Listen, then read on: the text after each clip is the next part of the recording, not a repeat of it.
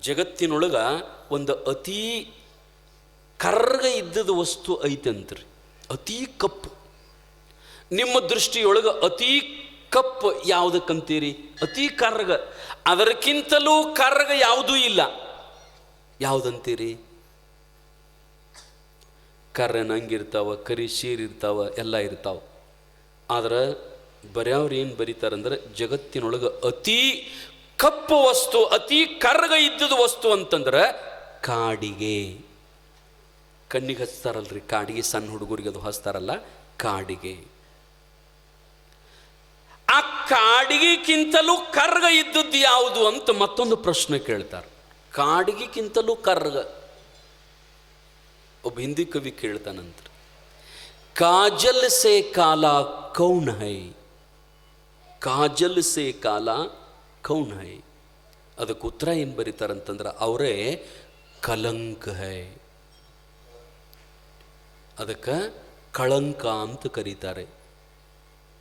ಅಂದ್ರೆ ನಾನು ನಿನ್ನೆ ನಿಮಗೆ ಹೇಳ್ತಿದ್ನೆಲ್ಲ ತಾಯಂದಿರ, ಶೀಲಾ. ಮನುಷ್ಯ ಎಲ್ಲವನ್ನು ಕಳ್ಕೊಂಡ್ರೂ ಚಾರಿತ್ರ್ಯವನ್ನು ಕಳ್ಕೋಬಾರ್ದು. ಎಲ್ಲ ಕಳ್ಕೊಂಡ್ರೂ ನಾವು ಗಳಿಸಬಹುದು, ಏನನ್ನು ಕಳ್ಕೊಂಡ್ರೂ ಮರಳಿ ನಾವು ಪಡಿಬಹುದು.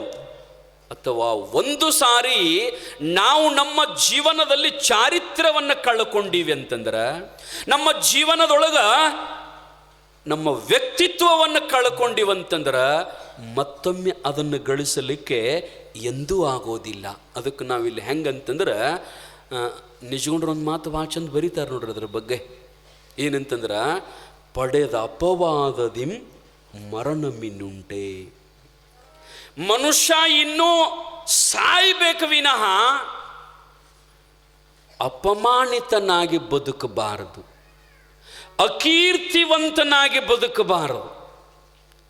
ಆ ರೀತಿಯೊಳಗೆ ನಾವು ಎಂದೂ ನಮ್ಮ ನಡೆ ಆ ನಿಟ್ಟಿನೊಳಗೆ ಇರಬಾರ್ದು, ಆ ನಿಟ್ಟಿನೊಳಗೆ ಇರಬಾರ್ದು. ನಾವು ಹೆಂಗಂತಂದ್ರೆ ಚಾರಿತ್ರ್ಯವಂತರಾಗಿ ಬದುಕಬೇಕು, ಚರಿತ್ರಹೀನರಾಗಿ ನಾವು ಎಂದೂ ಬದುಕಬಾರದು.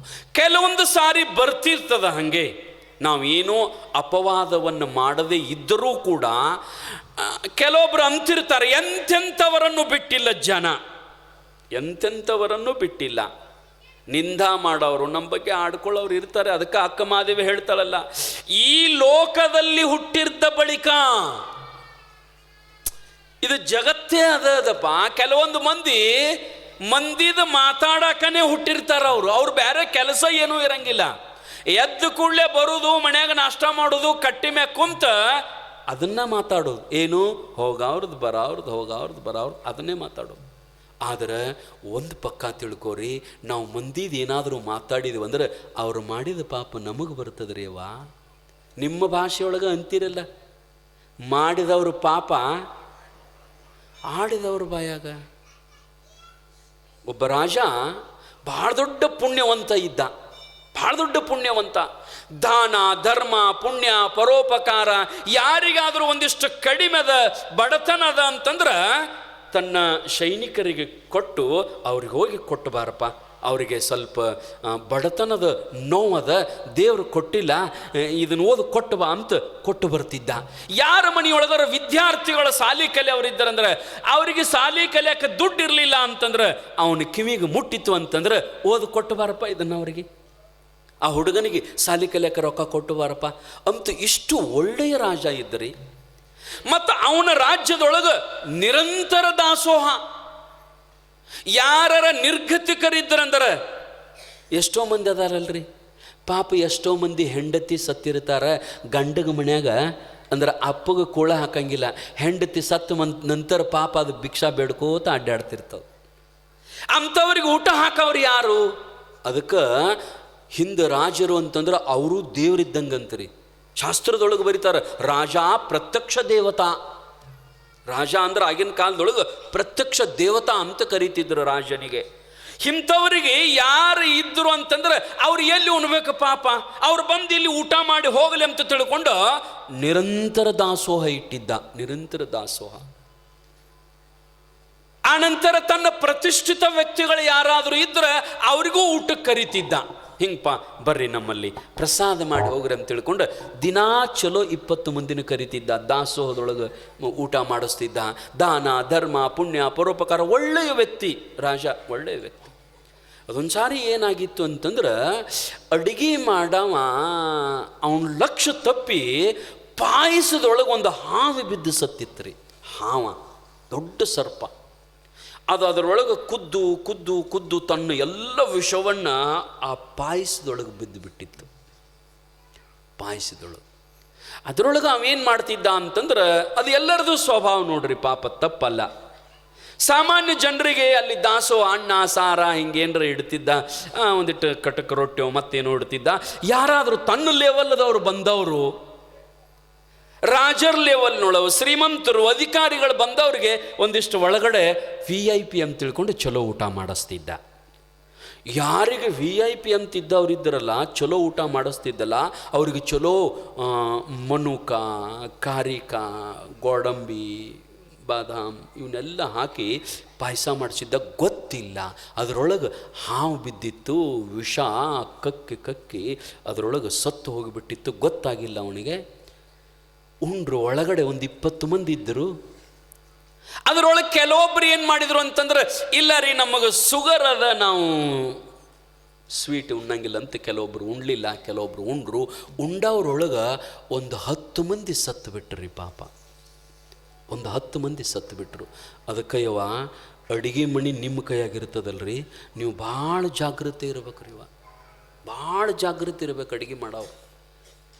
ಅಡುಗೆ ಮಾಡುವಾಗ ನಮ್ಮ ಮಗುಗಳೊಂದೊಂದು ಸ್ವಭಾವ ಇರ್ತದೆ ರೀ. ಏನಂತಂದ್ರೆ, ಇಲ್ಲಿ ಚಾ ಕೆಡೋದು ಧಾರಾವಾಹಿ ಅಲ್ಲಿ ನೋಡ್ಕೋತ, ಇಲ್ಲಿ ಹಲ್ಲಿ ಬಿತ್ತಂದ್ರೆ ಏನು ಮಾಡ್ತೀರಿವ? ನಾ ಅದಕ್ಕೆ ಹೇಳ್ತಿರ್ತೀನಿ, ಅಡುಗೆ ಮಾಡುವಾಗ ಬೇರೆ ಎಲ್ಲಿಯೂ ಲಕ್ಷ್ಯ ಕೊಡಬೇಡ್ರಿ. ಆನಂತರ ಅಡುಗೆ ಮಾಡುವಾಗ ಭಾಳ ಸ್ವಚ್ಛದಿಂದ ಅಡುಗೆ ಮಾಡ್ಬೇಕು. ನೀವೇ ಉಣ್ತೀರಲ್ರಿ ನೀವೇ ಉಣ್ತೀರಿ, ನಿಮ್ಮ ಮಕ್ಕಳ ಉಣ್ತಾರ, ನಿಮ್ಮ ಗಂಡನೇ ಉಣ್ತಾನ. ಭಾಳ ಸ್ವಚ್ಛದಿಂದ ಅಡುಗೆ ಮಾಡ್ಬೇಕು. ನಾ ಇಲ್ಲಲ್ರ, ಮತ್ತು ನಾ ಏನು ಹೇಳೋದು ಬೇರೆ ಕಡೆ ಹೇಳ್ತಿರ್ತೀನಿ, ದೂರಿಂದ ಹೇಳ್ತಿರ್ತೀನಿ, ನಾ ಇಲ್ಲಿದಲ್ಲ. ಕೆಲವೊಬ್ರು ಹಂಗೆ ಹಿಂಗೆ ಅಡುಗೆ ಮಾಡ್ತಿರ್ತಾರೆ. ಅದು ಸ್ವಚ್ಛತೆ ಅನ್ನೋದು ಭಾಳ ಶ್ರೇಷ್ಠ. ಆನಂತರ ನೀವು ಬೋಗಣ್ಯಾಗ ಅದೆಲ್ಲ ಈಗ ಮತ್ತು ವೈಜ್ಞಾನಿಕನೂ ಬಂದತ್ತು ಬಿಡ್ರಿ. ಅನ್ನ ಮಾಡುವಾಗ ಕುಕ್ಕರ್ದಾಗ ಏನೂ ಒಳಗೆ ಹೋಗಕ್ಕೆ ಬರಂಗಿಲ್ಲ. ಅಲ್ಲಿ ಒಮ್ಮೆ ನೀರ ಉಪ್ಪ ಅಕ್ಕಿ ಹಾಕಿಟ್ರೆ ಒಂದು 2-3 ಶೀಟಿ ಹೊಡೆದ್ರೆ ರೆಡಿನ.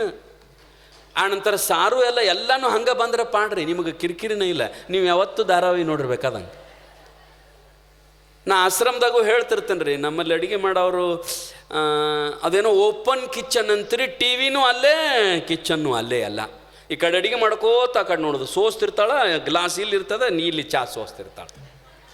ನಮ್ಮ ತಾಯಿ ಅಂದ್ರೆ ಹಂಗೆ ಮಾಡ್ತಿರ್ತಾರೆ. ಅದಕ್ಕೆ ಅಡುಗೆ ಮಾಡುವಾಗ ಪೂರ ಅಲ್ಲೇ ಲಕ್ಷ್ಯ ಇರ್ಬೇಕು. ಅವ ಅಡುಗೆ ಮಾಡೋ ಪಾಪ ಗೊತ್ತಿಲ್ಲ ಹಾಕಿದ್ದ. ಕೆಲವೊಬ್ರು ಉಂಡ್ರು, ಕೆಲವೊಬ್ರು ಉಣ್ಲಿಲ್ಲ. 20 ಮಂದಿಯೊಳಗೆ 10 ಮಂದಿ ಸತ್ತರು. ಇಷ್ಟು ನೋವಾಯ್ತು ಅವನಿಗೆ, ಭಾಳ ನೋವಾಯ್ತು ರೀ ಪಾಪ, ಭಾಳ ನೋವಾಯಿತು. ನೋವಾದ ರಾಜಾಗ ಏನು ಮಾಡ್ತಾನ? ಅವನಿಗೆ ಶಿಕ್ಷಾ ಕೊಡೋರು ಯಾರ್ರೀ? ತಪ್ಪು ಮಾಡಿದವನೇ ರಾಜ, ಶಿಕ್ಷಾ ಕೊಡವನು ರಾಜಾನೇ. ಯಾರು ಏನು ಅನ್ಬೇಕು? ಅಧಿಕಾರಿಗಳು ಕೆಳಗೋರ್ದವ್ರ ಕೆಳ ಅಧಿಕಾರಿಗಳು ಏನಾರ ಮಾಡಿದ್ರೆ ಅದಕ್ಕೆ ಶಿಕ್ಷಾ ಕೊಡ್ಬೋದಾಗಿತ್ತು, ಅವನದೇ ತಪ್ಪಾಗಿತ್ತು. ಇಷ್ಟಾದು ಮರುದಿವ್ಸ ದಾಸೋಹ ಬಂದಾಯ್ತು ರೀ ಅವನದು. ಯಾಕಂದ್ರೆ ಊರನವರೆಲ್ಲ ಮಾತಾಡಕತ್ತಿದ್ರು, ರಾಜ ಊಟಕ್ಕಂತೂ ಕರಿತಾನೋ, ವಿಷ ಹಾಕ್ತಾನ.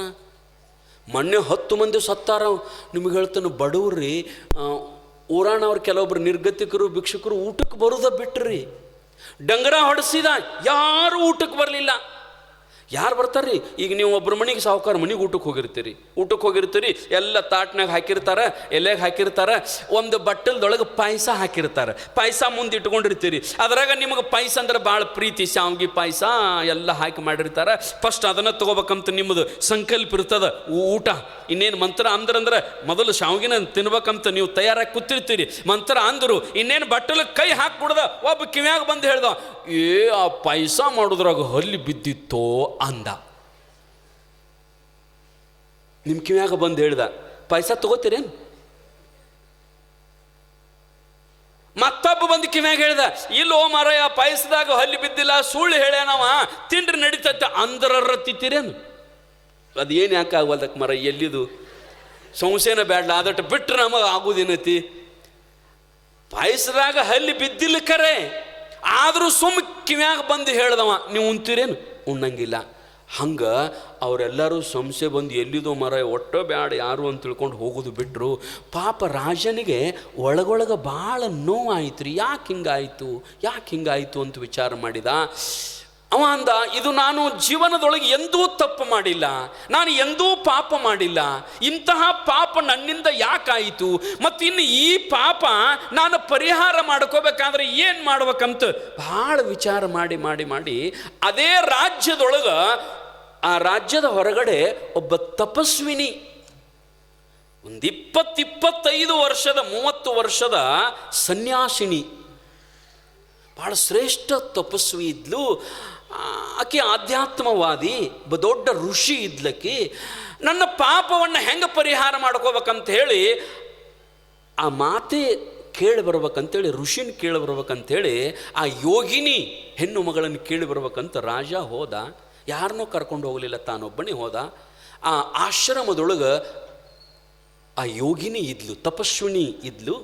ರಾಜ ಹೋಗಿ ಕುಂತು ನಮಸ್ಕಾರ ಮಾಡಿ ಕುಂತ, ನಂದೊಂದು ಭಾಳ ದೊಡ್ಡ ತಪ್ಪಾಗ್ಯದ ರೀ, ಹಿಂಗೆ ವಿಷ ಹಾಕಿ ಒಂದು 10 ಮಂದಿ ಸತ್ತಿದ್ದಾರೆ, ಬಟ್ ನನಗೇನೂ ಗೊತ್ತಿಲ್ಲ, ಅಡುಗೆ ಅವ ಏನು ಮಾಡ್ಯಾನೋ ಗೊತ್ತಿಲ್ಲ, ಹೆಂಗೋ ಏನು ನನಗೇನು ಗೊತ್ತಿಲ್ಲ, ಮತ್ತು ಹೆಂಗೆ ಮಾಡ್ಬೇಕ್ರಿ, ನನ್ನ ದೊಡ್ಡ ಪಾಪ ಆಗ್ಯದ, ಈ ಪಾಪಕ್ಕೆ ಏನಾದರೂ ಪ್ರಾಯಶ್ಚಿತ್ತದ ಏನು, ನಾ ಹೆಂಗೆ ಮಾಡಿ ಈ ಪಾಪ ಕಳ್ಕೋಬೇಕು ಅಂತಂದಾಗ ಆಕೆ ಅಂದ್ಲು, ನಾನು ಒಂದು 10 ನಿಮಿಷ ಧ್ಯಾನ ಮಾಡ್ತೀನಿ, ಒಂದು 10 ನಿಮಿಷ ಧ್ಯಾನ ಮಾಡ್ತೀನಿ, ಆ ಧ್ಯಾನದಿಂದ ನಂತರ ನಿನಗೆ ಉತ್ತರ ಹೇಳ್ತೀನಿ, ಒಂದಿಷ್ಟು ಕೂತು ಬಿಡು, ಸುಮ್ಮನೆ ಕೂತು ಬಿಡು ಅಂತಂದಳು ಆ ಯೋಗಿನಿ ತಪಸ್ವಿನಿ.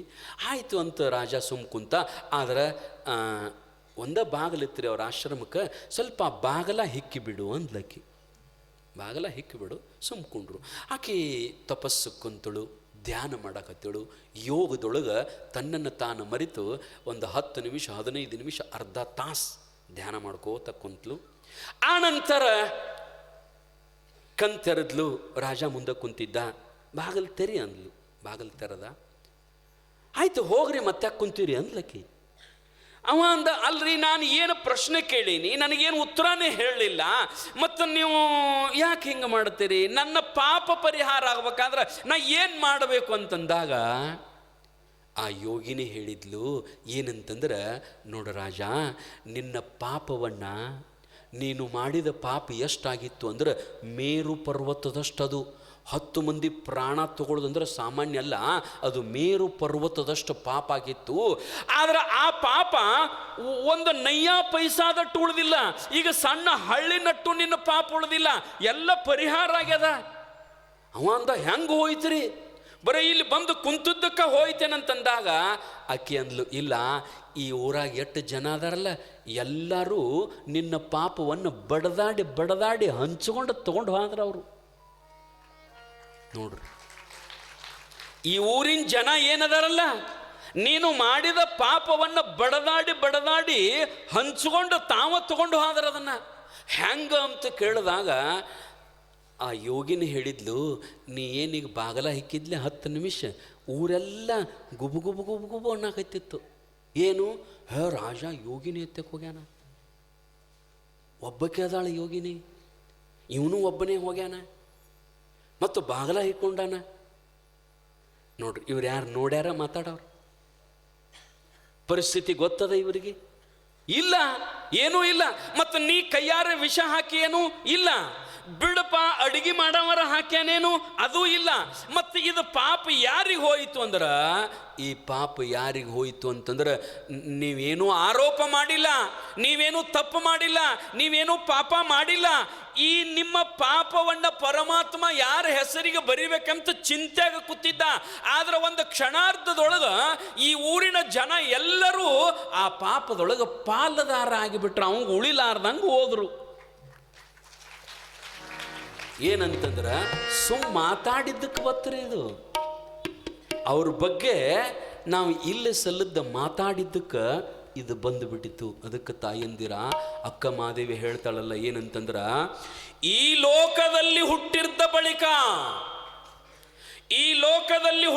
ಬಳಿಕ ಸ್ತುತಿ ನಿಂದೆಗಳು ಬಂದರೆ, ಇಲ್ಲಿ ಬರುವರಿ ಮತ್ತು ಸ್ತುತಿನಿಂದ ಇಲ್ಲಿ ಅದಕ್ಕೆ ಉದಾಹರಣೆನೂ ಭಾಳ ಚಂದ ಹೇಳ್ಯಾಳ ನೋಡ್ರಿ ಅಕ್ಕ. ಏನಂತಂದ್ರ, ಬೆಟ್ಟದ ಮೇಲೊಂದು ಮನೆಯ ಮಾಡಿ ಮೃಗಗಳಿಗೆ ಅಂಜಿದೊಡೆ ಎಂತಯ್ಯ, ಸಂತೆಯೊಳಗೊಂದು ಮನೆಯ ಮಾಡಿ ಶಬ್ದಕ್ಕೆ ನಾಚಿದೊಡೆ ಎಂತಯ್ಯ. ನೋಡ್ರಿ ಎಷ್ಟು ಚಂದ ಉದಾಹರಣೆ ಕೊಡ್ತಾಳೆ. ಸಮುದ್ರದ ದಡದಲ್ಲೊಂದು ಮನೆಯ ಮಾಡಿ ನೆರೆತೊರೆಗಳಿಗೆ ಅಂಜಿದೊಡೆ ಎಂತಯ್ಯ.